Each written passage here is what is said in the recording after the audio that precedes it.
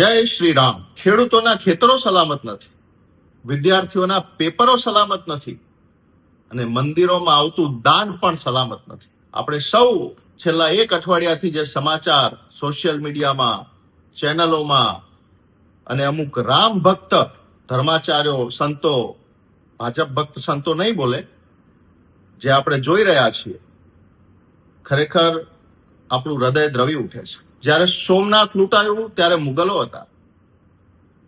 અનેક આપણી વિદ્યાપીઠો, નાના મોટા મંદિરો, તીર્થો જ્યારે ખતમ થયા ત્યારે અંગ્રેજો હતા.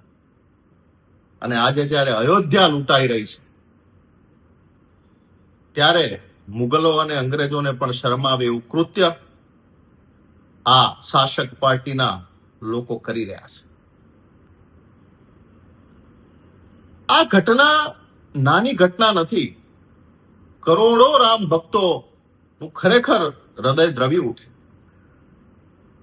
જે આસ્થાથી ભગવાન રામ પ્રત્યે પોતાનો સમર્પણ ભાવ, પોતાની ભક્તિ,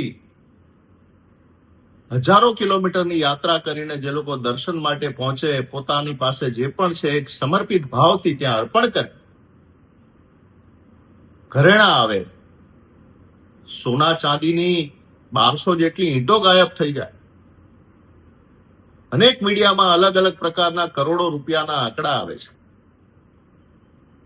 ચંપતરાય કે જે મુખ્ય ટ્રસ્ટના સર્વે સર્વા બની એમના અનેક સગાવાલાઓ દ્વારા કરોડોના કારસ્તાન થાય. એવા વિડીયો આવે કે જેમની પાસે સાયકલ લેવાના પૈસા નહોતા, એ લોકો પાસે 10-10 ગાડીઓ, જે લોકોને પોતાની એક દુકાન નથી એમની પાસે મોટી મોટી બિલ્ડિંગો, જેમની પાસે ફૂટી કોડી પણ ના હોય એમની પાસે કરોડો રૂપિયાની જમીનો. આ આખી સિસ્ટમ સમજવા જેવી છે. આ પ્રકારની ઘટનાઓ શા માટે થઈ રહી છે? દરેક રામ ભક્તોએ વિચાર કરવો પડશે. આ લોકોને ભગવાન રામની પણ બીક નથી, ઉપર બેઠેલા શાસકોની પણ બીક નથી. શું કામ આ પ્રકારની ઘટનાઓ વારંવાર બની રહી છે? ખબર છે ઉપર સુધી આપણને આશીર્વાદ છે, આપણું કોઈ કઈ બગાડી લેવાનું નથી. નાના મોટા 1-2 જણને સજા થઈ જશે, એસઆઈટી નું ગઠન થઈ જશે, પણ ઉપરથી નીચે સુધી ભ્રષ્ટાચારનો ભોળાંગ અને કોઈને કોઈની બીક નથી, કોઈને કાયદાની બીક નથી, બધા જ ભળેલા છે.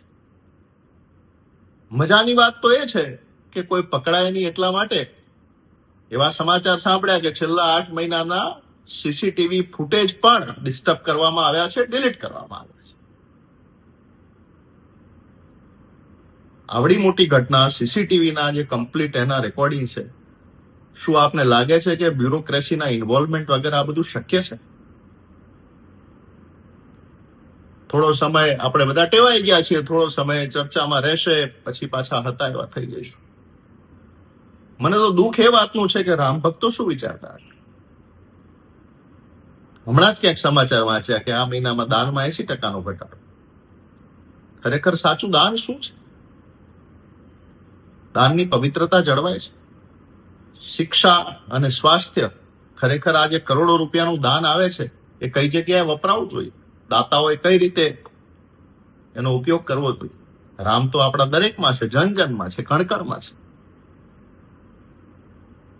શું કોઈને સારી શિક્ષા આપીએ, કોઈની શાળા કોલેજની ફી ભરી દઈએ તો ભગવાન રામ વધારે રાજી ના થાય? ખેર, રામ ભક્તોએ દરેકને વિનંતી છે કે આ દેશની સંસ્કૃતિ આપવાવાળી સંસ્કૃતિ છે, અને મંદિરોમાં દાન પણ જો સલામત નહીં રહે, લોકોની આસ્થાનું શું? વીવીઆઈપી કલ્ચર મંદિરોમાં બંધ કરવું પડશે. સામૂહિક રીતે આ પ્રકારની ઘટનાઓ માટે કંઈક ચોક્કસ વિચારવું પડશે. સરકાર પાસે પોતાના જે રિસોર્સિસ છે એની પણ સિક્યોરિટી નથી. આરબીઆઈમાંથી નોટો છપાઈને પહોંચતી નથી કે એ પણ ગુમ થઈ જાય છે. મંદિરોનો વહીવટ સરકારે શા માટે કરવાની જરૂર છે?